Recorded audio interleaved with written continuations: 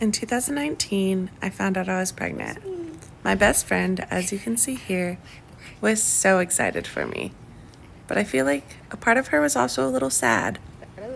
Not only was she going through something personal, but I feel like a part of her just thought she was going to lose her best friend.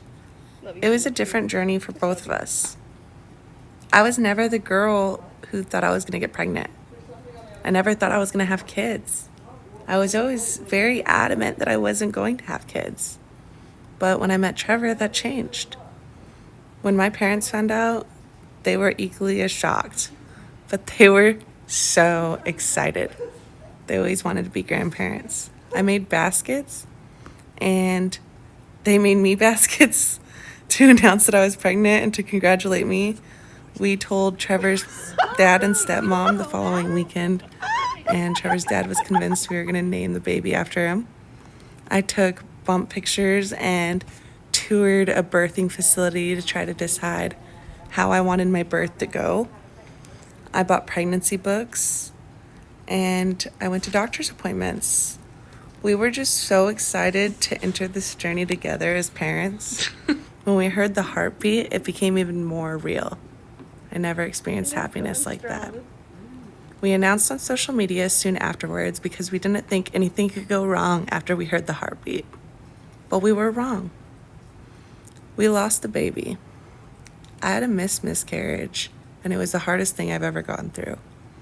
I tried to plant a tree in its honor, a plum tree, and I got a couple dogs, and I even tried escaping to Wisconsin to distract myself from the pain.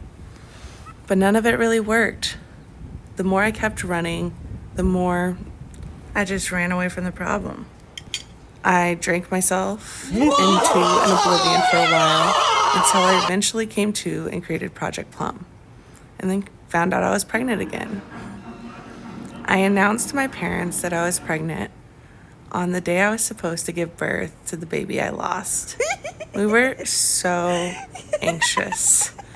It is a different type of feeling when you've already done it, and it is centered around fear when you know what you could lose.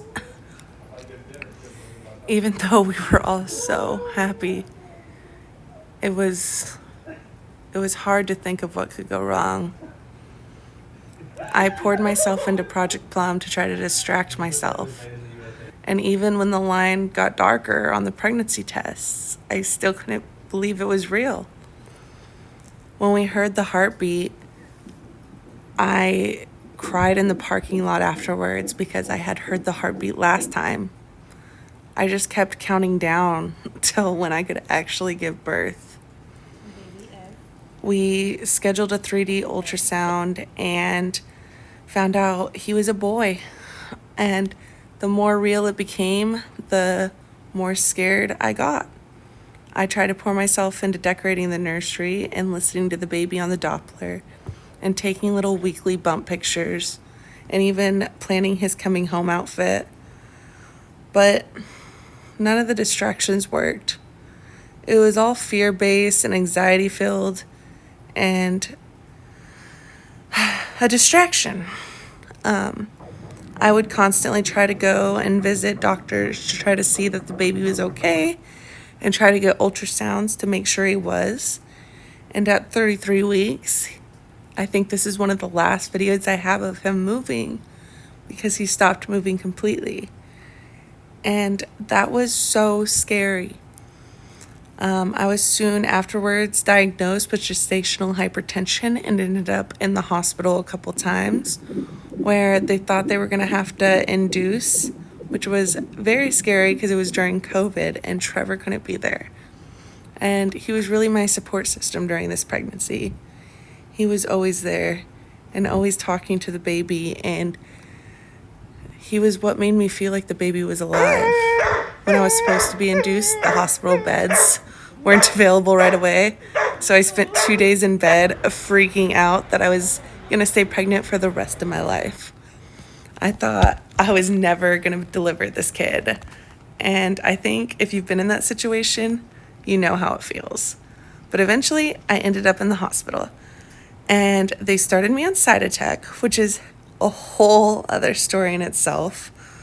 And we spent the time in the hospital just trying to wait it out, and we were bored, and we ended up being there for like 74 hours or something like that. I was in labor for 43 hours. So it was kind of crazy. I watched a lot of Fresh Prince of Bel-Air, and it was a good time. He spent a lot of time staring out the window and doing dumb things like this. But ignore him. He's a 12-year-old boy. I was very excited to meet my little man, and I did. His name is Remington Andrew John Steele, and he's perfect. He was sent to me, I feel like, and all of the pain and all of the agony leading up to it was for a reason. He is my reason. And I want to hear your reason. Submit your experience to Project Plum and go with me through your journey. I'm excited to hear your story.